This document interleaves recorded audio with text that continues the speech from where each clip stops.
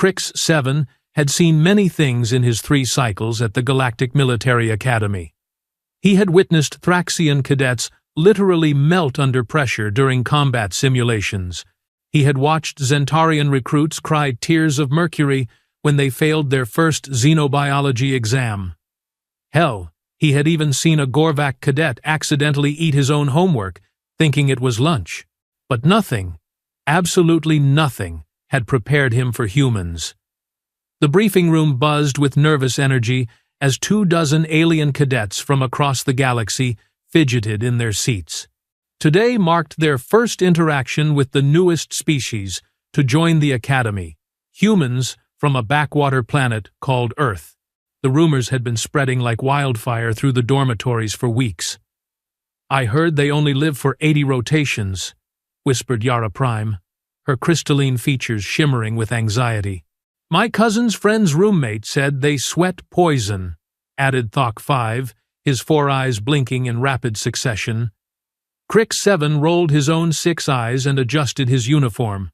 As a Nexarian, he prided himself on logical thinking and careful observation. These wild stories about humans were probably just typical Academy gossip, blown out of proportion by cadets who had too much time and too little actual information. The door hissed open, and in walked their instructor, Commander Vex Prime, followed by 3 beings that looked surprisingly ordinary.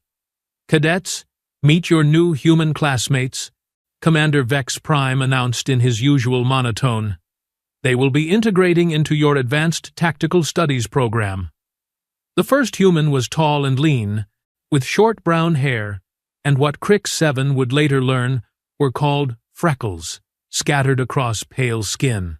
The second was shorter, with darker skin and an easy smile that somehow made Crix 7's defensive spines relax slightly. The third was a female, medium height with auburn hair pulled back in a tight ponytail. "I'm Marcus Webb," the tall one said, his voice carrying an odd musical quality that most species translators couldn't quite capture. "This is Jaden Torres, and she's Nora Kane." The female, Nora, stepped forward with a confidence that made several alien cadets take an unconscious step back. "Looking forward to working with all of you," she said, and there was something in her tone that made Crix 7's thermal sensors spike with interest. "Now then," Commander Vex Prime continued, "you will be divided into mixed species teams for the upcoming War Games simulation. Crix 7, you will partner with Cadet Kane." "Perfect. Just perfect." Crix 7 had been hoping to work with Yara Prime, or maybe Thok 5, someone whose combat capabilities he understood. Instead, he got stuck with the unknown quantity. As the other cadets dispersed to meet their new partners, Crix 7 approached Nora with what he hoped was professional courtesy. Up close, he could see more details about human physiology. Their skin was remarkably smooth compared to most species, and those small brown spots on her arms were apparently normal coloration, not some kind of disease. "So," he said, trying to break the awkward silence, "I have studied human military history. Your species seems to have a talent for creative problem-solving." Nora's lips curved upward in what he recognized as a smile, though something about it made his survival instincts twitch. "That's one way to put it. The Academy records indicate humans have never lost a simulation exercise." Crix 7 continued, genuinely curious now. "How is this possible? Your technology is at least 2 centuries behind most member species." "Oh, you know," Nora said casually, examining her fingernails, "we just have our little tricks." That was when Crix 7 noticed it. A small, dark mark on the left side of her neck. Just below her ear, it was perfectly round, about the size of a Nexarian thumb pad, and so dark it seemed to absorb light. His thermal sensors immediately locked onto it. The mark was exactly 2.3 degrees warmer than the surrounding skin, which was odd. Most scars or birthmarks registered as slightly cooler tissue. "What is that mark on your neck?" he asked, before his brain could engage his diplomatic protocols. Nora's hand instinctively moved toward the spot, then stopped. Her smile shifted, becoming something that made Crick 7's combat training suddenly seem very inadequate. "A kill that took too long," she said simply. The words hung in the air between them, like a live plasma charge. Crick 7's 6 eyes blinked in sequence, his brain trying to process this information through the lens of everything he thought he knew about humans. "I beg your pardon? You heard me correctly." Nora's tone was conversational, as if she were discussing the weather or lunch options. That particular target required more time than I usually prefer to invest. Crick 7's defensive spine started to rise involuntarily. In all his research on human culture, he had never encountered anything about ritual scarification or trophy marking. According to the files, humans were supposed to be relatively peaceful, having only recently abandoned large-scale warfare on their homeworld. "Target?" he managed to ask. Nora stretched her arms above her head, and Crick 7 noticed that her movements had a predatory grace that none of the Academy instructors had mentioned in their briefings. "Combat exercise on Luna Base 3. My opponent was a Cardathian shock trooper. Big guy. Really big. About twice your size, actually." She paused to examine something on her uniform sleeve, as if the conversation were boring her. "Cardathians are known for their resilience," she continued. "This one took 17 minutes to go down. Usually, I prefer to wrap these things up in under 5, but he was particularly stubborn. Left quite an impression."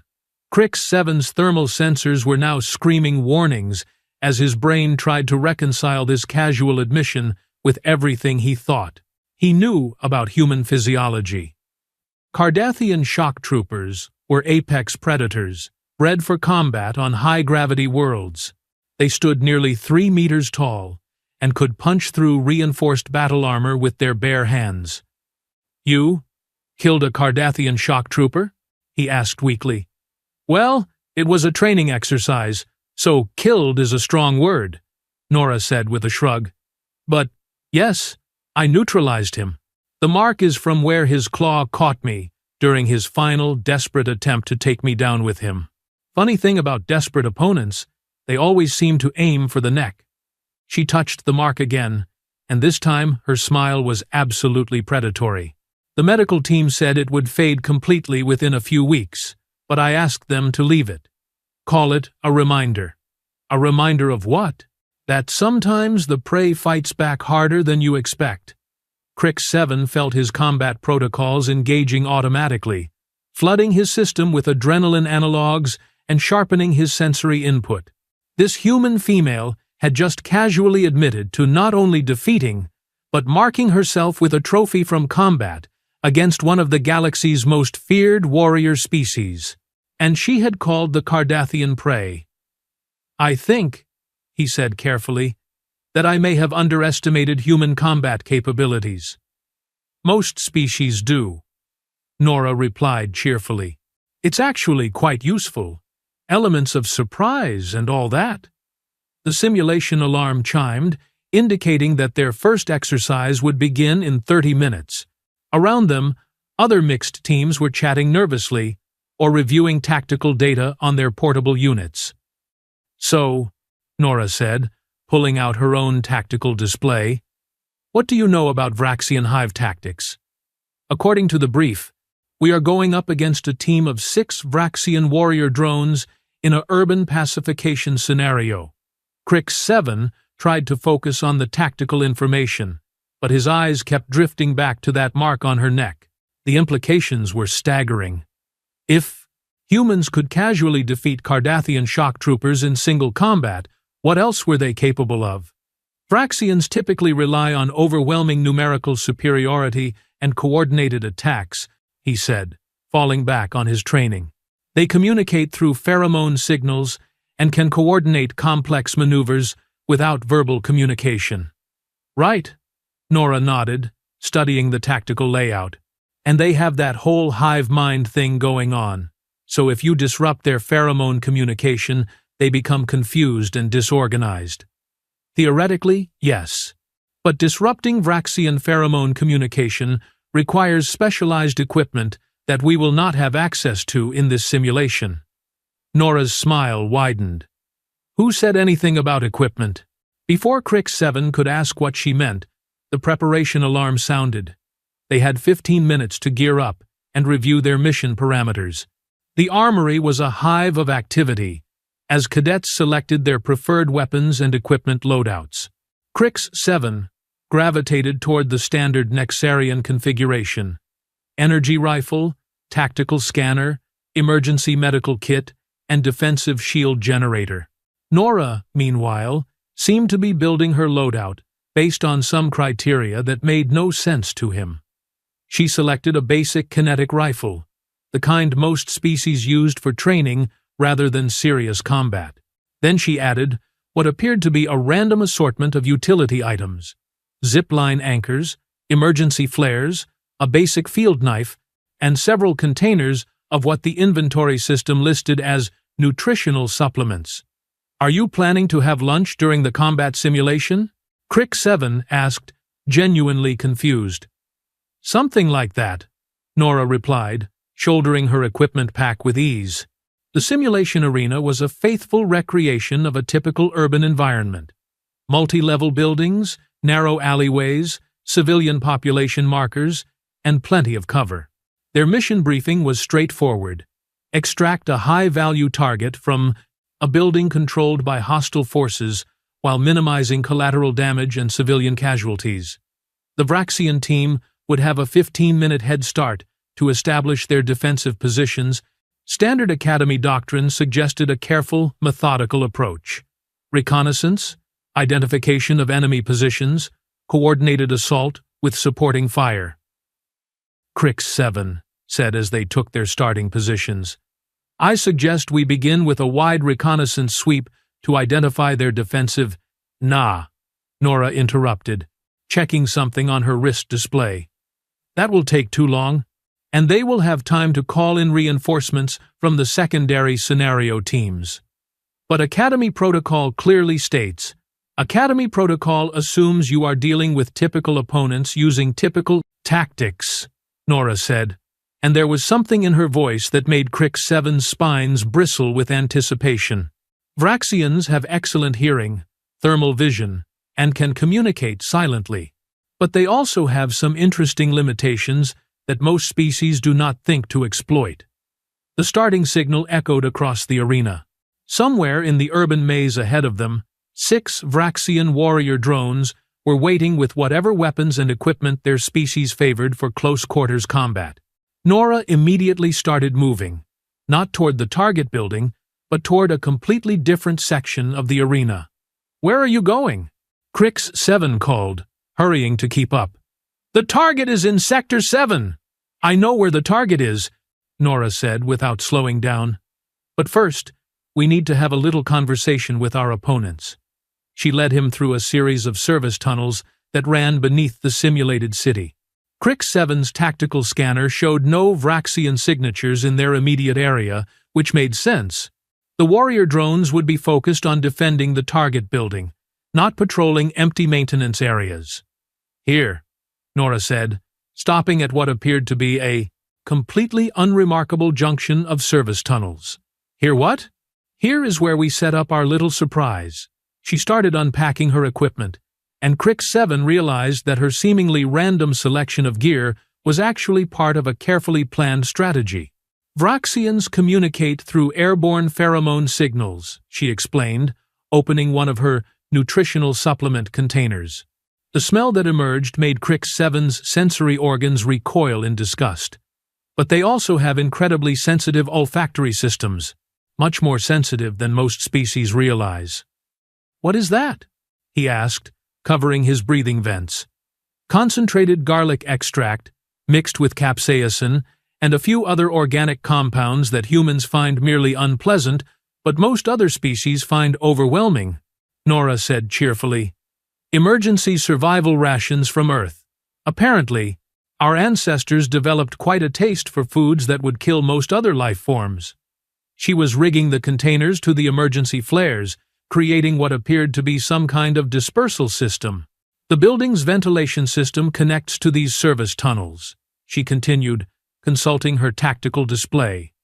If we introduce this mixture into their air supply, it will not only disrupt their pheromone communication, but also cause significant sensory overload. That seems... Crick 7 paused, trying to find the right words. That seems like biological warfare. Biological warfare would be using actual toxins or pathogens, Nora corrected. This is more like aggressive seasoning. The implications of what she was suggesting started to sink in. Not only was she planning to chemically disable their opponents, but she had come to the Academy prepared for exactly this type of unconventional tactics. How did you know we would face Vraxians in our first simulation? He asked. Nora's smile was answer enough. Somehow, she had obtained advance information about their training scenarios, which raised even more questions about human intelligence-gathering capabilities. Ready? She asked, her finger hovering over the flare ignition switch. Crick 7's tactical training warred with his growing fascination. This was completely outside standard Academy protocols, but it was also brilliant in its simplicity. Instead of facing 6 coordinated warrior drones in direct combat, they would be dealing with 6 confused, sensory-overloaded individuals. Do it, he said. The flares ignited, and within seconds, the tunnel system filled with a smell so intense that Crick 7's defensive systems automatically sealed his breathing vents. The mixture spread through the ventilation system like a toxic cloud, and almost immediately, his tactical scanner started picking up signs of chaos from the target building. Now we go, Nora said, shouldering her rifle and heading back toward the surface. The scene in Sector 7 was like something from a fever dream.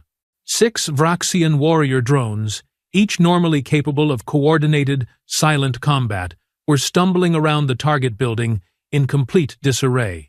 Their pheromone communication had been completely disrupted, and their enhanced sensory organs were overloaded by the chemical assault. 2 of them were actually attacking each other, apparently unable to distinguish friend from foe through the olfactory chaos.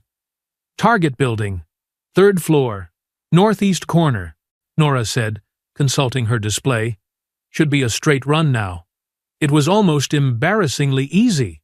The Vraxians were so disoriented that Nora and Crick 7 walked past them without being challenged. The high-value target, a holographic simulation of a Zentarian diplomat, was exactly where the mission briefing had indicated. Simulation complete, the arena's computer announced. Mission accomplished with 0 casualties and minimal collateral damage. Time to completion: 8 minutes, 37 seconds. As they emerged from the building with their rescued diplomat, Crick 7 could see other mixed teams throughout the arena still engaged in conventional tactical approaches. Most were probably going to take at least another 20 minutes to complete their objectives, assuming they succeeded at all. New Academy record? Nora observed casually, checking her equipment. Not bad for our first day. How? Crick 7 asked. How did you know exactly what to bring? Exactly what would work against Vraxians? Exactly where to find the building's ventilation access? Nora looked at him for a long moment, and he realized that she was evaluating him, deciding how much to reveal. Humans have been studying at this academy for exactly 4 months, she said finally. In that time, every single mixed team with a human member has set new performance records in combat simulations. Do you think that is a coincidence? No, I suppose it is not. We do our homework, Crick 7. Very, very thoroughly. They walked back toward the debriefing area, and Crick 7 found himself reassessing everything he thought he knew about human capabilities. It was not just their physical prowess or their tactical creativity. They were operating on a completely different level of preparation and intelligence gathering. That mark on your neck, he said suddenly. It is not from a training exercise, is it? Nora stopped walking and turned to face him. For the first time since they had met, her casual demeanor slipped slightly, and he caught a glimpse of something much more dangerous underneath. "No," she said quietly, "it is not. What really happened?" She was quiet for so long that he thought she was not going to answer. When she finally spoke, her voice carried a weight that made his thermal sensors spike with alarm. There was a situation, before humans joined the Academy. A diplomatic mission that went very, very wrong. The debriefing room felt different now. Commander Vex Prime stood at the front, his usual stoic expression replaced by something that looked suspiciously like bewilderment. Behind him, a holographic display showed the combat simulation results, and the numbers made several alien cadets whisper in disbelief. 8 minutes and 37 seconds, the commander announced. This represents a 73% improvement over the previous Academy record. Crix 7 glanced at Nora, who sat beside him with the same casual expression she had worn all day, as if breaking Academy records was just another Tuesday afternoon activity. Furthermore, Commander Vex Prime continued, the tactical approach employed was unconventional. Cadet Kane, would you care to explain your methodology?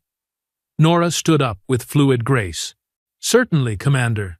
We identified the primary weakness in Vraxian sensory systems and exploited it using available resources. Standard asymmetric warfare principles. You chemically disabled 6 warrior drones using what the inventory system lists as food seasoning. Emergency rations, actually. But yes, that is accurate. Thok-5 raised one of his 4 hands. But how did you know it would work? Vraxian physiology is not covered until advanced xenobiology next semester. Nora's smile was perfectly innocent. Lucky guess? The lie was so obvious that even the most gullible cadets shifted uncomfortably. Commander Vex Prime's expression suggested he was beginning to suspect that human integration into the Academy might be more complicated than originally anticipated. Class dismissed, he said, finally. Cadet Kane, please remain for additional consultation. As the other students filed out, Crix 7 hesitated. Nora caught his eye and nodded slightly toward the door. Go ahead, she said. I will catch up with you later. But instead of leaving, Crix 7 found himself lingering in the corridor outside the debriefing room. His enhanced hearing could pick up fragments of the conversation inside, and what he heard made his defensive spines rise. He and Ozenzain, completely outside established. Protocols. Intelligence-gathering capabilities that exceed. Need to understand what we are dealing with. 20 minutes later, Nora emerged, looking completely unruffled. She found Crix 7 waiting by the Academy's observation deck, staring out at the star field beyond the station's massive viewport.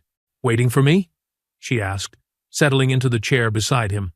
The commander seemed concerned. Commanders are paid to be concerned. It is their primary job function. Crix 7 turned to study her profile. In the starlight, the mark on her neck seemed even more prominent, a dark circle against pale skin. You were going to tell me about the diplomatic mission? He said.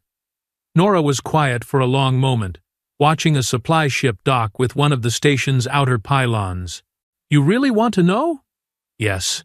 It will change how you see humans, how you see me. I think that process already started today. She laughed, but there was no humor in it. Fair enough. But this stays between us. Understood? The Academy does not need to know everything about human capabilities. Not yet. Crix 7 nodded, though something in her tone made his thermal sensors spike with anticipation. 6 months ago, Nora began, before humans officially joined the Galactic Council, there was a first contact situation that went sideways. A human diplomatic vessel was sent to negotiate mining rights with a previously unknown species called the hegemony of Keth. She paused to check something on her wrist display, a habit Crix 7 was beginning to recognize as her way of gathering her thoughts. The Keth were impressive. 3-meter-tall apex predators with natural armor plating and claws that could slice through battle steel. They had conquered 17 systems and enslaved the populations. Very straightforward approach to diplomacy. What happened? What always happens when someone mistakes human diplomacy for weakness? Nora said, her voice carrying that same predatory edge he had noticed during their combat simulation. They decided to make an example of us. The supply ship finished docking, and automated cargo systems began transferring materials. The routine nature of the activity somehow made Nora's story feel even more ominous. The Keth War Prime, a being called Thek's Supremacy, invited our diplomatic team to a formal ceremony. Traditional hospitality, cultural exchange, all very civilized, except the ceremony turned out to be a public execution. Crick 7's 6 eyes widened. They killed human diplomats? They tried to, Nora corrected. The plan was to execute the entire team as a demonstration of Keth superiority, then broadcast the recording throughout human space as a warning. Very dramatic, very effective psychological warfare. But obviously it did not work. Nora's smile was sharp enough to cut steel. No, it did not work at all. She stood up and moved to the viewport, pressing one hand against the transparent aluminum. I was part of the diplomatic security detail. Standard protocol, 3 guards for a 6-person diplomatic mission. We were supposed to be ceremonial, a show of respect rather than actual protection. Let me guess, Crick 7 said dryly. The Keth underestimated human security procedures, among other things. Nora traced patterns on the viewport with her finger. The execution was scheduled to take place in their primary governmental complex, in front of 10,000 Keth citizens, and broadcast live across their empire. Maximum psychological impact. What did you do? What we were trained to do. Her voice became matter-of-fact, as if she were describing routine maintenance procedures. We killed them all. The words hung in the air between them like a live energy weapon. Crick 7's brain struggled to process what she had just said. All? Every single Keth in that complex. War Prime, Thek's Supremacy, his command staff, the ceremonial guards, the broadcast technicians? Everyone. Many? 3,417, Nora said without hesitation. I counted. Crick 7's thermal sensors were screaming warnings as his combat protocols tried to evaluate the threat level of the being sitting next to him. 3 humans had somehow eliminated over 3,000 apex predators in a single engagement. How is that possible? Nora turned away from the viewport and sat back down. For the first time since he had met her, she looked tired. Humans have been at war for our entire recorded history, she said quietly. We have refined the art of killing to a level that most species cannot even comprehend. When someone threatens our diplomats, our response is not diplomatic. But the numbers are irrelevant when you understand the tactical situation properly. Her training instructor voice was back. The Keth were apex predators on their home world, but they had never faced systematic warfare. They understood individual combat, pack hunting, territorial disputes. They had no concept of coordinated military operations. She pulled out her tactical display and began sketching a rough floor plan. The governmental complex was designed for ceremony, not defense. Multiple levels, numerous access points, civilian populations mixed with military targets. The Keth had positioned themselves for maximum dramatic effect, not maximum security. Even so, 3 humans against 3,000. 3 humans with detailed architectural plans, comprehensive intelligence on Keth physiology, and absolutely no intention of playing by their rules, Nora corrected. Plus, we had something they did not expect. Which was human emergency protocols. She highlighted several points on her improvised floor plan. When a human diplomatic mission is threatened, our response doctrine is very simple. Eliminate the threat, extract our personnel, and ensure the incident cannot be repeated. That sounds like every species' emergency protocol. No, Nora said, and her smile was absolutely terrifying. Most species try to minimize casualties and preserve diplomatic relationships. Human emergency protocols prioritize one thing above all else, which is making sure nobody ever threatens human diplomats again. The implications started to sink in. Crix 7 realized he was not just talking to a skilled combat veteran. He was sitting next to someone who had participated in what amounted to genocide. "The mark on your neck," he said slowly. "War Prime Thek Supremacy," Nora confirmed. He was the last one alive in the complex. Took 17 minutes to bring him down because he kept trying to negotiate. Apparently, watching his entire command structure get systematically eliminated had given him new perspectives on diplomacy. "You fought him hand to hand?" "Eventually, after we ran out of more efficient options." She touched the mark again. "He was tough. I will give him that." Most Keth went down in under 3 minutes once we engaged them individually. But Thek's supremacy had combat experience, tactical training, and genuine survival instincts. What happened to the rest of the Keth Empire? Nora's expression became businesslike again. 3 days after the incident, human battle fleets arrived at every major Keth system simultaneously. The Empire surrendered unconditionally within 6 hours. How many fleets? All of them. Crix 7 felt his world shift slightly as the full scope of human capabilities became clear. The species that had been admitted to the Academy as promising newcomers had, in fact, conquered an entire interstellar empire in less than a week. So, when humans applied to join the Galactic Council, he said slowly, "It was not really a request." "Oh, it was definitely a request," Nora said cheerfully. "We are very polite about these things. But yes, the Council understood that refusing might lead to additional diplomatic complications." They sat in comfortable silence for a while, watching the stars wheel slowly past the observation deck. Crix 7's mind was racing, reassessing everything he thought he knew about galactic politics, academy training protocols, and the nature of human civilization. "Why tell me all this?" he asked finally. "Because you are my partner," Nora said simply. "And because sooner or later, every species in the galaxy is going to figure out what humans are really capable of. Better that our allies know the truth from the beginning. And if I decide I do not want to be allied with a species of genocidal predators?" Nora considered this seriously. That would be unfortunate, but understandable. Most species find human capabilities disturbing once they understand the full scope. But you should consider the alternative, which is being allied with the species that treats genocide as a diplomatic option rather than being in their way when they decide someone needs to be removed from the galactic community. The logic was unassailable and absolutely terrifying. How many other species know about human military capabilities?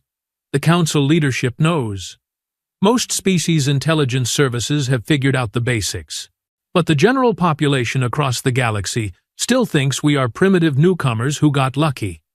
And you prefer it that way. We prefer that beings who might threaten human interests understand exactly what the consequences would be, Nora said. Everyone else can believe whatever makes them comfortable. A soft chime indicated that evening meal period was beginning. Around them, other cadets were leaving their study areas and heading toward the mess hall.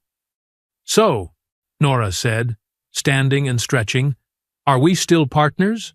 Or do you need to request a transfer?" Crix 7 looked at her for a long moment. The human female, who had casually described participating in the systematic elimination of over 3,000 beings, who carried a trophy mark from personal combat with an apex predator, who belonged to a species that had conquered an empire and then politely asked to join the galactic community. "Partners?" he said finally. "Good." Her smile was warm and genuinely friendly. "Because tomorrow we have advanced starship tactics, and I hear Commander Zelk 9 likes to use Cardathian battle formations in his simulations. Do you happen to have intelligence on Cardathian tactical weaknesses as well?" "Crix 7, Nora said, heading toward the mess hall. We have intelligence on everyone's tactical weaknesses. That is what makes us such good allies.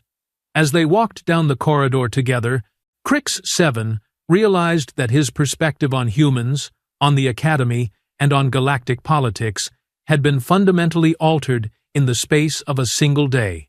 The mark on Nora's neck was not just a trophy from a difficult fight. It was a reminder that humans approached conflict with a level of thoroughness that most species found incomprehensible. They did not just win battles, they eliminated the possibility of future battles. "One more question," he said, as they joined the line for evening meal. "Shoot. When humans eventually decide they no longer need the Academy, or the Council, or any of the rest of galactic civilization, what happens to the rest of us?" Nora paused, her meal tray halfway to the serving station. When she looked at him, her expression was completely serious. "That, my friend, is a question you should hope never needs an answer." She moved on to select her food, leaving Crix 7 standing in line with the uncomfortable realization that he had just partnered with a member of the most dangerous species in the galaxy. And somehow, that felt like the safest possible position to be in. The story of the mark that took too long was not really about 17 minutes of combat with an alien war leader.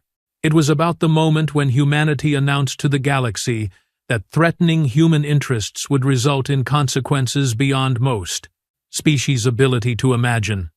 Nora Kane wore that mark as a reminder, but not the kind Crix 7 had originally assumed. It was not a reminder of a difficult victory. It was a reminder of what happened when humans decided someone had become a problem that needed solving. And as Crix 7 followed his human partner through the mess hall, he found himself hoping that humanity would never decide he was a problem that needed solving. Because he was beginning to understand that when humans solved problems, they stayed solved. Permanently.